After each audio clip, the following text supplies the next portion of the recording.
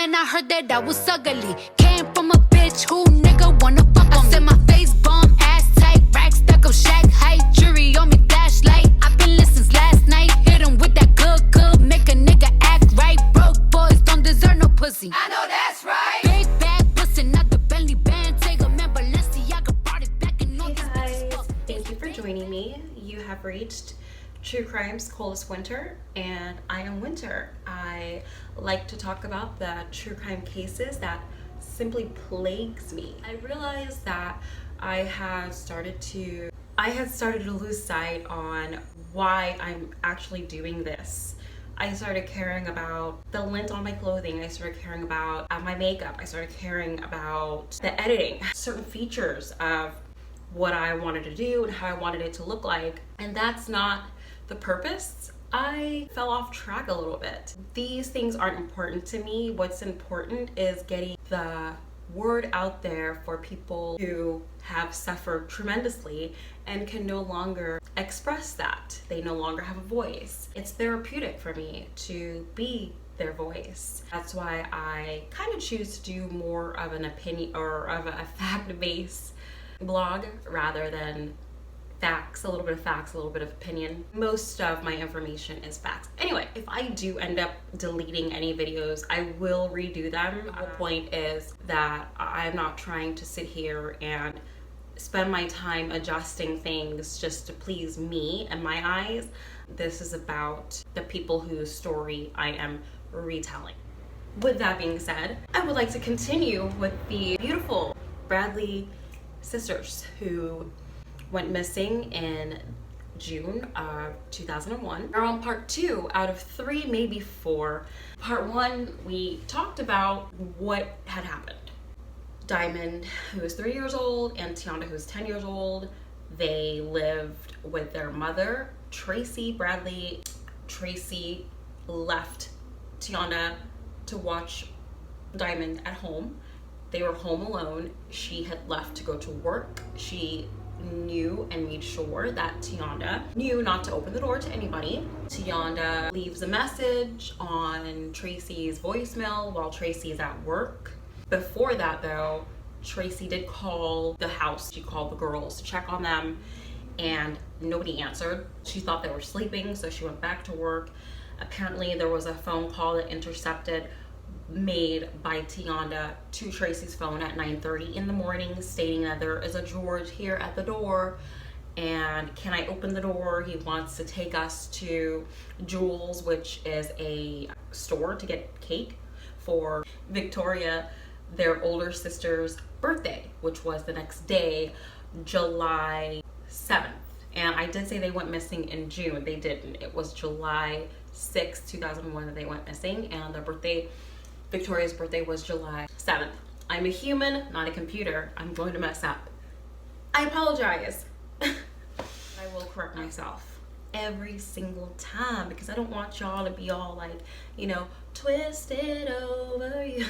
Let me stop before you guys think I'm trying to get a singing contract. I talked about it in part 1. When Tianda had arrived back home, she realized that her children were no longer there.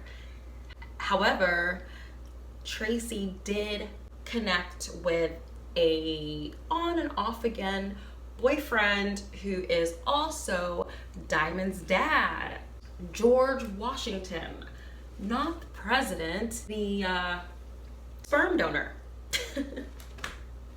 Well, that's a first. I took a little sippy sip of my drinky drink, my tea. On camera. Hi, I'm normal. Anyway, now we are going to go into part 2. Law enforcement and the media, they're typically criticized for not giving enough attention to minority children's cases. That wasn't the case for Tianda and Diamond. As a matter of fact, the media and law enforcement, actually, they did the opposite. They pulled out all the stops. This case that was brought about and located in Chicago on the south side has been described as one of the biggest manhunts in Chicago history. The FBI came on board only days after the disappearance of Diamond and Tiandra.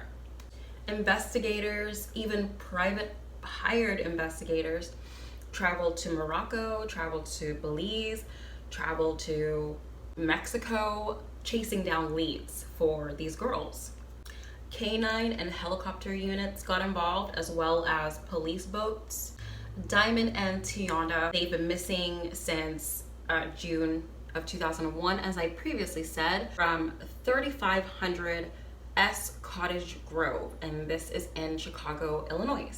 The last sighting of the girls was at 3526 South Lake Park Avenue. There were some kids who had claimed to have spotted Tiandra and Diamond outside playing together around 12 o'clock at noon on the day of their disappearance. However, this sighting did end up getting ruled out because of the inconsistencies in the children's timing and days of when they had seen them. It is possible that the children may have actually seen them on a different day and not on that particular day that they had went missing. So the police thought it was wise to just rule out that sighting just altogether. The day that Tiandra and Diamond disappeared, their older sister, Victoria, who was 11 years old at that time, she recalls coming home or returning home from Beethoven with her cousin. She saw her Aunt April. Her Aunt April, she was walking and asked Victoria if she had seen Tiandra and Diamond. Victoria said no, and she basically watched April get on the bus towards 35th Avenue, I want to say, 35th Avenue or wherever they were. There aren't any maps or particular addresses that I could find with where they were located. April got on the bus headed towards 35th. Then she says that 5 hours later, Victoria said, she recalls a police officer came to pick up she and her Auntie Faith to take them to the station to get questioned for their investigations. The family is pretty close. They're pretty tight, I believe, at that time. Of the sisters disappearing, what's the hope that, the prayer vigil will come out of this, and what's the message to them if they're watching today? I believe that we need closure because it's been so many years. Our minds wonder, what happened to them, what person could have took them or anything like that. But it's just that we need closure. We need to know what happened to our cousins or our relatives. It gets hard after a couple of years. The first years are the hardest, but then as it goes, it gets harder and harder. Basically, we need closure. That's it. And the fact that the other sisters so many other cases have been getting solved over the years that ours is still a cold case because we don't know what's going on or what happened to our girls. That's the same that you've been mentioning over the years. Where are our girls? Okay. Now I know that you all said that this may be the last year that you do the anniversary vigil.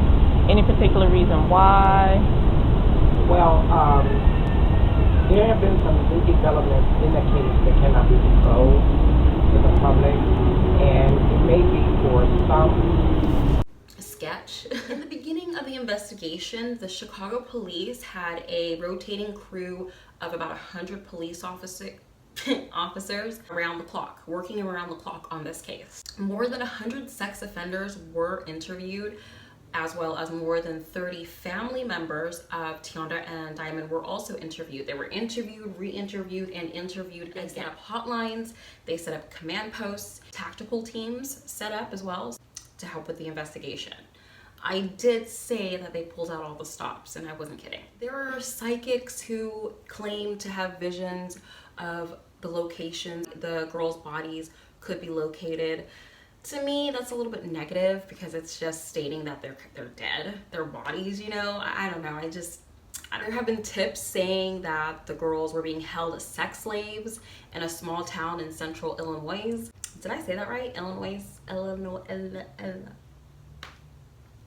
I'm branching out a little bit, so I'm on the ledge a little bit. I'm spicing my life up a little bit with this. It's a little foreign for me. But a tip from Gary, Indiana. Said that her boyfriend came home and he was visibly shaken up. She asked him what was wrong, and he said, "She saw it. I had to kill her." But then she had just stopped cooperating very shortly after that. So there was nothing that came out of that. I mean, that's terrible. Terrible. And besides the kids who had alleged to have seen Diamond and Tiana on June 6th at 12 p.m. noon playing on the day that they had disappeared, the only other adult who had seen them besides Tracy and George, who had seen Diamond and Tiana alive and well, is their grandmother and Tracy's mother, Martha Torres. And she had seen them on June 5th in the afternoon, and that was the day before the children went missing. There are some members of Tiana and Diamond's family who do believe that something may have happened to them the night before. The Bradley family, they had a family cell phone plan. Tracy's phone records showed that she had no activity on her phone from 2 a.m. on June 6th to 2 p.m. the same day that Tiana and Diamond went missing. The only way that there would be no activity is when you are out of range and you are roaming at that time. Because there was no activity, Tracy may have been roaming, driving around the desert, looking for a place to dump the girls' bodies or something. Does Chicago have any deserts? But that doesn't account for the voicemail that was left by Tiana on Tracy's cell phone the morning they went missing, which was at 9:30. That kind of blows that theory out of the water because, or wait, is that the right analogy? Sorry. It kind of shuts down that theory of them having had something happen the night before, maybe to Diamond, but Tiana was on Tracy's voicemail at 9:30 the day they went missing. So I'm a little bit skeptical on the family's theory on that. But they might be right in other areas, so I'll give you that. Because the clues in this case do hint at some foul play, which is very unfortunate, but very true. Everyone who had come in and out of Tracy's apartments, they were fingerprinted, but everyone did become a suspect. At one point, yeah, everyone was a suspect. This is a scary case, you guys. I believe I'm gonna have to end it here. Thank you guys for watching, and I appreciate you. All of my new followers, I have like 5 new followers. Feel free to say hi. I hope you guys have a wonderful, wonderful day. See you soon. They think they have the right. I listen to a lot of true crime. I listen to it at night.